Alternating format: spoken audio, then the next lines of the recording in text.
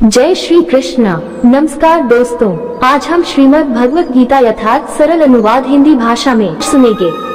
दूसरा अध्याय, सांख्य योग सारांश। भगवान श्री कृष्ण अर्जुन की प्रार्थना पर इस अध्याय से गीता ज्ञान का उपदेश प्रारंभ करते हैं। सर्वप्रथम ज्ञान योग के विषय में निरूपण करते हैं, आत्मा और शरीर के संबंध के बारे में बताते हैं, नित्य और अनित्य का ज्ञान बताते हैं।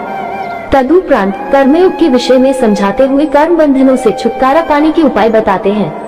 आत्मज्ञान के लिए ज्ञानयोग और कर्मयोग का महत्व समझाते हुए उनके आचरण में निश्चयात्मिका बुद्धि के बारे में ज्ञान प्रदान करते हैं। तदनंतर वेदों में बताए हुए सकौम कर्मों, भोगों और उनके साधनों के त्याग का प्रतिपादन करते हैं। अंत में स्थिर बुद्धि, जीते हुए मन तथा इंद्रियों की आवश्यकता को समझाकर आसक्ति, ममता, कामना और अहंकार के त्याग के द्वारा परमेश्वर प्राप्ति बतलाते हैं। सर्वप्रथम अर्जुन भगवान से प्रार्थना करते हुए कहते हैं कि कायरता रूप दोष के कारण मेरी बुद्धि विचलित हो गई है और मैं धर्म के विषय में विमूढ़ हुआ आपसे पूछता हूँ कि जो मेरी आत्मा के लिए निश्चित कल्याणकारक साधन है, आप मुझे उसका उपदेश दे। मैं आपका शिष्य हूँ, आप मेरे गुरु हैं, इसलिए शरण में आए मुझको आप शिक्षा दीजिए। भगवान पहले ज्ञानयोग के विषय में उपदेश देते हुए नित्य और अनित्य के बारे में बताते हैं। आत्मा का शरीर के साथ संबंध समझाते हुए भगवान बताते हैं कि आत्मा अमर है, ये कभी मारा नहीं जा सकता, नहीं यह गलाया या जलाया जा सकता है और न ही कोई शस्त्र इसे काट सकता है, जबकि शरीर नाशवान है। शुरू में सृष्टि रचना से पहले आत्मा निराकार अवस्था में माया महद ब्रह्म के तम काले स्वरूप में रहता है और सृष्टि के अंत में प्रलय के बाद भी माया के स्वरूप में अप्रकट अवस्था में निवास करता है। केवल बीच में ही यह जीवात्मा प्रकट होता है, अपने कर्मों के अनुसार नाना प्रकार के नवीन शरीरों को प्राप्त होकर दुख सुख भोगता है। केवल मनुष्य देह की प्राप्ति होने पर ही नवीन कर्म करने का अधिकार प्राप्त होता है और इन नवीन कर्मों में से केवल ईश्वरीय धर्म आचरण रूपी कर्मों से ही आत्मा का कल्याण हो सकता है। ये संसार अनित्य है, मनुष्य शरीर अनित्य है, आत्मा नित्य है और परमेश्वर नित्य है। कर्मयोग का विषय बताते हुए भगवान समझाते हैं कि कर्मयोग से युक्त मनुष्य कर्मों के बंधनों का सर्वथा नाश कर जन्म मृत्यु रूप चक्र से हमेशा के लिए छुटकारा पा लेता है। भगवान उपदेश देते हैं कि मनुष्य का कर्म करने में ही अधिकार है, परंतु उनके फलों में इच्छा का अधिकार नहीं है। इसलिए कर्मफल का हेतु न बनकर कर्तव्य कर्म करने चाहिए तथा स्वरूप से कर्मों को न करने में भी आसक्ति नहीं होनी चाहिए। कर्मफल में आसक्ति को त्याग कर तथा प्राप्ति और अप्राप्ति में समान बुद्धि रखकर योग में स्थित पुरुष कर्तव्य कर्मों को निष्काम भाव से करता हुआ जन्म रूप बंधन से मुक्त हो ईश्वर के निर्विकार परम पद को प्राप्त हो जाता है। इस कर्मयोग को समत्व योग भी कहा गया है। ज्ञान योग और कर्मयोग दोनों ईश्वरीय धर्म के अंतर्गत आते हैं और दोनों ही आत्म कल्याण और ईश्वर प्राप्ति के साधन हैं।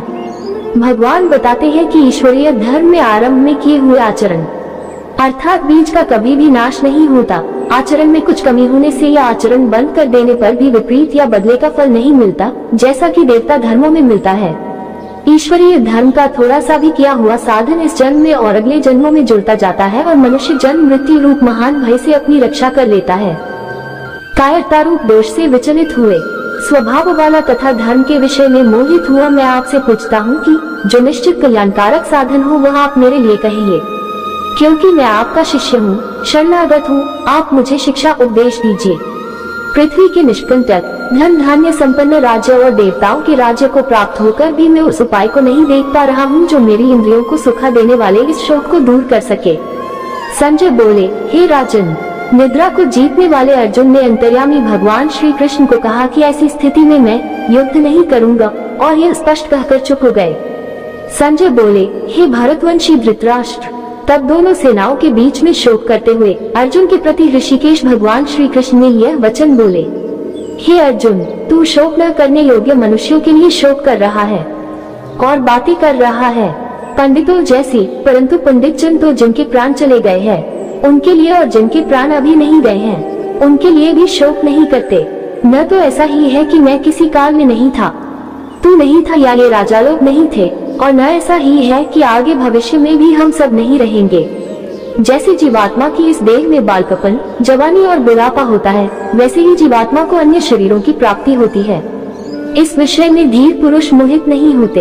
हे कुंती पुत्र, सदर्दी गर्मी और सुख दुख को देने वाले इंद्रियों और विषयों के संयोग तो उत्पन्न और नष्ट होने वाले हैं और अनित्य हैं। इसलिए हे भारत, इनको तू सहन कर। हे पुरुष श्रेष्ठ, दुख सुख को समान समझने वाले जिस धीर पुरुष को ये सुख दुख व्याकुल नहीं करते, वही मोक्ष के योग्य होता है। असत वस्तु की सत्ता नहीं है और सत का अभाव नहीं है। इस प्रकार दोनों का तत्व तत्वदर्शी ज्ञानी पुरुषों द्वारा देखा गया है। नाशरित तो तू उसे जान जिससे ये संपूर्ण जगत व्याप्त है और इस अविनाशी का नाश करने में कोई भी समर्थ नहीं है। और नाशरहित अनंत नित्य स्वरूप जीवात्मा के सभी शरीर नश्वर हैं। इसलिए हे भरतवंशी अर्जुन तू युद्ध कर। इसलिए हे भरतवंशी अर्जुन तू युद्ध कर। जो इस आत्मा को मारने वाला समझता है तथा इसे मर जाने वाला मानता है, वे दोनों ही इसके विषय में नहीं जानते, क्योंकि यह आत्मा न तो किसी को मारता है और न ही किसी के द्वारा मारा जाता है। यह आत्मा किसी समय में भी न तो जन्म ही लेता है और न ही मरता है, न ही यह उत्पन्न होकर फिर दोबारा होने वाला है। ये तो अजन्मा, नित्य, सनातन और पुरातन है। शरीर के मारे जाने पर भी यह कभी नहीं मरता। हे पार्थ, जो पुरुष इस आत्मा को नाशरहित, नित्य, अजन्मा और अव्यय मानता है, वह कैसे किसी को मरवा सकता है और कैसे किसी को मार सकता है। जैसे मनुष्य पुराने कपड़ों को त्याग कर दूसरे नए कपड़े ग्रहण कर लेता है, वैसे ही जीवात्मा जीव शरीरों को छोड़कर दूसरे नए शरीरों को प्राप्त कर लेता है। इस आत्मा तत्व को शस्त्र काट नहीं सकते, आग जला नहीं सकती, जल गला नहीं सकता और वायु सुखा नहीं सकती, क्योंकि यह आत्मा अच्छेद्य है। निःसंदेह यह आत्मा जलाया, गलाया और सुखाया नहीं जा सकता, तथा यह आत्मा नित्य, सर्वव्यापी, अचल, स्थिर रहने वाला और अनादि है। यह आत्मा अव्यक्त, अचिंत्य और विकार रहित है। हे अर्जुन, इस आत्मा को उपर्युक्त प्रकार से जानकर तुम्हें इस बारे में शोक नहीं करना चाहिए। यदि तू इस आत्मा को सदा जन्म लेने वाला और सदा मरने वाला मानता है, तो भी हे महाबाहु, तुम्हारा इस प्रकार शोक मरना उचित नहीं, क्योंकि जन्मे हुए की मृत्यु निश्चित है और मरे हुए का जन्म निश्चित है। इसलिए इस निश्चित विषय में तुम्हारा शोक करना उचित नहीं है। हे भारत, संपूर्ण प्राणी जन्म से पहले अप्रकट थे और मरने के बाद भी अप्रकट हो जाने वाले हैं, केवल मध्य में ही शरीर धारण करके प्रकट हैं। फिर इस बारे में शोक क्या करना। कोई इस आत्मा को आश्चर्य की भांति देखता है, अन्य कोई इसके तत्व का आश्चर्य की भांति वर्णन करता है, तथा अन्य कोई इसे आश्चर्य की भांति सुनता है, और कोई तो सुनकर भी इस आत्मा तत्व को नहीं जानते। हे भारत, यह आत्मा सबके शरीरों में सदा ही अमर है, इसलिए संपूर्ण प्राणियों के लिए तेरा शोक करना व्यर्थ है। अपने धर्म को देखकर भी तू भय करने योग्य नहीं है, क्योंकि क्षत्रिय के लिए धर्मयुक्त युद्ध से बढ़कर अन्य कोई कल्याणकारक कर्तव्य नहीं है। हे पार्थ, अनायास प्राप्त और खुले हुए स्वर्ग के द्वार रूप ऐसे युद्ध को भाग्यवान क्षत्रिय लोग ही प्राप्त कर पाते हैं। यदि तू इस धर्मयुक्त युद्ध को नहीं करेगा तो अपने धर्म और कीर्ति को खोकर पाप का भागी बनेगा। सब लोग तेरी चिरकाल तक रहने वाली अपकीर्ति का कथन भी करेंगे। प्रतिष्ठित पुरुष के लिए दुष्कीर्ति तो मरने से भी अधिक दुखदायी होती है। जिनकी दृष्टि में तू पहले बहुत सम्मानित होकर अब तुच्छता को प्राप्त होगा, वे महारथी लोग तुझे भयभीत हुआ, युद्ध से उपराम हुआ मानेंगे। तेरे शत्रु तेरे सामर्थ्य की निंदा करते हुए तुझे बहुत सी न कहने योग्य बातें भी कहेंगे। फिर उससे अधिक तुझे और क्या दुख होगा। हे कौन्तेय, या तो इस युद्ध में मारा जाने पर तू स्वर्ग को प्राप्त होगा, अथवा जीत जाने पर पृथ्वी का राज्य भोगेगा। इसलिए तू युद्ध के लिए निश्चय करके खड़ा हो जा। सुख दुख, लाभ हानि और जय पराजय को समान समझकर तू युद्ध के लिए तैयार हो जा। इस प्रकार युद्ध करने पर तू पाप को प्राप्त नहीं होगा। हे पार्थ, ये बुद्धियुक्त वचन तेरे लिए ज्ञानयोग के विषय में कहे गए हैं, और अब तू आगे इसे कर्मयोग के विषय में सुन। जिस बुद्धि से युक्त हुआ तू कर्मों के बंधन को सर्वथा नष्ट कर देगा। ईश्वरीय धर्म में आरंभ के आचरण अर्थात बीज का नाश नहीं होता और विपरीत फल रूप दोष भी नहीं होता। इस धर्म का अल्पसा भी आचरण करते करते मनुष्य जन्म मृत्यु रूप महान भय से अपनी रक्षा कर लेता है। हे कुरुनंदन, ईश्वरीय धर्म में निश्चयात्मिका बुद्धि अर्थात जीते हुए मन और इंद्रियों वाली बुद्धि एक ही होती है, लेकिन अस्थिर विचारों वाले विवेकहीन से कामी मनुष्यों की बुद्धियां निश्चित ही अनंत भेदों वाली होती हैं। हे अर्जुन, जो लोग भोगों में रममान हो रहे हैं, जो कर्म फलों की प्रशंसा करने वाले वेदवाक्यों में प्रीति रखते हैं, तथा जिनकी बुद्धि में स्वर्ग ही परम प्राप्य वस्तु है और उससे बढ़कर अन्य कोई वस्तु है ही नहीं, ऐसा कहने वाले विवेकहीन पुरुष जिस दिखाव पुष्पित शोभायुक्त वाणी का वर्णन करते हैं, वह जन्म मृत्यु रूप कर्मफल को देने वाली है तथा भोगैश्वर्य की प्राप्ति के लिए भिन्न भिन्न प्रकार की अनेक क्रियाओं का वर्णन करने वाली है। उस वेदवाणी द्वारा जिनका चित्त हर लिया गया है, और जो लोग भोग ऐश्वर्य में अत्यंत आसक्त हैं, उन पुरुषों की परमेश्वर में निश्चयात्मिका बुद्धि नहीं होती। हे अर्जुन, वे तीनों गुणों के कार्य रूप समस्त भोगों एवं उनकी प्राप्ति के साधनों का प्रतिपादन करते हैं। तू उन सब भोगों एवं उनके साधनों में आसक्ति रहित होकर, हर्ष शोकादि द्वंद्वों से रहित होकर, नित्य वस्तु परमात्मा में स्थित होकर, योगक्षेम को न चाहने वाला और स्वाधीन अंतःकरण वाला बन। सब ओर से परिपूर्ण जलाशय के प्राप्त हो जाने पर मनुष्य का एक छोटे जलाशय के साथ जितना प्रयोजन रह जाता है, ईश्वर को तत्व से जानने वाले ब्राह्मण का भी समस्त वेदों में सिर्फ उतना ही प्रयोजन रह जाता है। हे अर्जुन, तेरा कर्म करने में ही अधिकार है, कर्म फलों में कभी नहीं। इसलिए तू कर्मों के फल का हेतु मत बन तथा कर्मों को न करने में भी आसक्ति मत रख।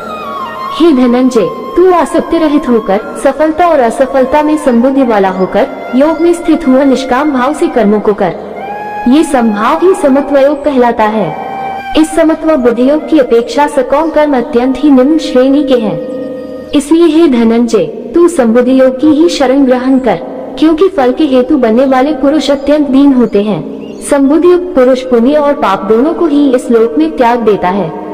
इसलिए तू समत्व रूप योग में लग जा, यही कर्मों में कुशलता है, अर्थात कर्म बंधन से छूटने का उपाय है।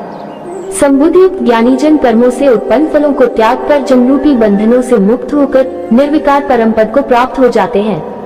जिस समय तेरी बुद्धि मोहरूपी दलदल से भली भांति पार हो जाएगी, उस समय तू सुने हुए और सुनने में आने वाले इस लोक तथा परलोक के समस्त भोगों से वैराग्य को प्राप्त हो जाएगा। विभिन्न प्रकार के वचनों को सुनने के कारण विचलित हुई तेरी बुद्धि जब ईश्वर में अचल और स्थिर हो जाएगी, तब तू योग को प्राप्त हो जाएगा, अर्थात तेरा परमेश्वर से नित्य सहयोग हो जाएगा। अर्जुन बोले, हे केशव, समाधि में स्थित परमात्मा प्राप्त स्थिर बुद्धि वाले पुरुष का क्या लक्षण है? वह पुरुष कैसे बोलता है, कैसे बैठता है तथा कैसे चलता है? श्री कृष्ण भगवान बोले, हे अर्जुन, जिस काल में मनुष्य अपने मन में स्थित संपूर्ण कामनाओं को त्याग देता है और अपनी आत्मा से परमात्मा में ही संतुष्ट रहता है, उस काल में वह मनुष्य स्थित प्रज्ञ कहा जाता है। दुखों की प्राप्ति होने पर जिसके मन में उद्वेग पैदा नहीं होता, सुखों की प्राप्ति में जो सदा स्पृहा रहित है तथा जिसके राग, भय और क्रोध नष्ट हो चुके हैं, ऐसे मुनि को स्थिर बुद्धि वाला कहा गया है। जो मनुष्य सर्वत्र स्नेहरहित हुआ शुभ वस्तु को प्राप्त होकर प्रसन्न नहीं होता और अशुभ को प्राप्त होकर द्वेष नहीं करता, उसकी बुद्धि स्थिर है। जैसे कछुआ सब ओर से अपने सारे अंगों को समेट लेता है, वैसे ही जब मनुष्य अपनी इंद्रियों को उनके विषयों से सब प्रकार से हटा लेता है, तब उसकी बुद्धि स्थिर मानी जाती है। परंतु इंद्रियों द्वारा विषय भोगों को ग्रहण न करने वाले पुरुष के विषय तो निवृत्त हो जाते हैं, लेकिन विषयों में रहने वाली आसक्ति निवृत्त नहीं होती। स्थित प्रज्ञ की आसक्ति परब्रह्म का कार होने पर निवृत्त हो जाती है। हे कौन्तेय, आसक्ति का नाश न होने के कारण ये प्रमथनशील स्वभाव वाली इंद्रियां प्रयत्नशील बुद्धिमान पुरुष के मन को भी बलपूर्वक हर लेती है। इसलिए मनुष्य को उन संपूर्ण इंद्रियों को वश में करके मुझ में युक्त और मेरे परायण होकर ध्यान में बैठना चाहिए, क्योंकि जिसकी इंद्रियां वश में होती हैं, उसी पुरुष की बुद्धि स्थिर होती है। विषय भोगों का चिंतन मनन करने वाले मनुष्य की उन विषय भोगों में आसक्ति पैदा हो जाती है और आसक्ति से उन्हें प्राप्त करने की इच्छा उत्पन्न होती है और इच्छा पूर्ति में विघ्न पड़ने से क्रोध पैदा होता है। क्रोध से अत्यंत मूढ़भाव पैदा होता है, जिससे स्मृति विभ्रम हो जाती है। स्मृति में भ्रम हो जाने के कारण बुद्धि का नाश हो जाता है और बुद्धि का नाश हो जाने से मनुष्य का पतन हो जाता है। परंतु जिसका अंतःकरण उसके अधीन है और इंद्रियां उसके वश में है, ऐसा राग द्वेष से रहित पुरुष इंद्रियों द्वारा विषयों में विचरता हुआ भी अंतःकरण की प्रसन्नता को प्राप्त होता है। अंतःकरण की प्रसन्नता के कारण उसके संपूर्ण दुखों का अभाव हो जाता है और ऐसे प्रसन्न चित्त वाले साधक की बुद्धि शीघ्र ही ईश्वर में भली भांति स्थिर हो जाती है। न जीते हुए मन और इंद्रियों वाले मनुष्य में निश्चयात्मिका बुद्धि नहीं होती और ऐसे अयुक्त मनुष्य के अंदर भावना भी नहीं होती तथा भावनाहीन मनुष्य को शांति नहीं मिलती। और अशांत को सुख कैसे मिल सकता है? जैसे जल में चलने वाली नौक को वायु हर लेती है, वैसे ही विषयों में विचरण करती हुई इंद्रियों में से मन जिस किसी भी इंद्रिय के साथ रहता है, वही एक ही इंद्रिय संयुक्त पुरुष की बुद्धि को हर लेती है। इसलिए हे महाबाहो, जिस पुरुष की इंद्रियां उसके रूप, रस, गंधादि विषयों से सब प्रकार से निग्रह वश में की हुई है, उसी पुरुष की बुद्धि स्थिर है। सभी प्राणियों के लिए जो रात्रि सदृश है, उस नित्य ज्ञान में परमेश्वर की प्राप्ति में योगी सदा जागृत तत्पर रहता है। और जिन नाशवान सांसारिक भोगों और सुखों की प्राप्ति में सब प्राण सदैव जागृत प्रयत्नशील रहते हैं, परमात्मा का तत्वदर्शी योगी उन्हें रात्रि के समान समझकर उनकी ओर से उदासीन रहता है। जैसे अनेक नदियों का जल सब ओर से परिपूर्ण अचल प्रतिष्ठा वाले समुद्र में उसे विचलित किए बिना ही उसमें समा जाता है, वैसे ही सब भोग योगयुक्त पुरुष में उसे विचलित किए बिना ही उसमें समा जाते हैं। इसलिए योगयुक्त परम शांति को प्राप्त होता है और भोगों को चाहने वाला जन्म मरण के चक्र में फंसा रहता है। जो पुरुष समस्त कामनाओं को त्याग कर ममता रहित, अहंकार रहित और संपूर्ण आसक्ति रहित हुआ बरतता है, वही शांति को प्राप्त होता है। हे पार्थ, ये परब्रह्म प्राप्त पुरुष की स्थिति है। इस स्थिति को प्राप्त हुआ योगी कभी मोहित नहीं होता और अंतकाल में भी इसी परब्रह्म स्थिति में स्थित हुआ परब्रह्म को प्राप्त होता है। सांख्य योग नामक दूसरा अध्याय संपूर्ण हुआ। अब इसी के साथ विदा लेते हैं। कल फिर इससे अगला अध्याय लेकर हाजिर होंगे। तब तक सभी को जय श्री कृष्ण।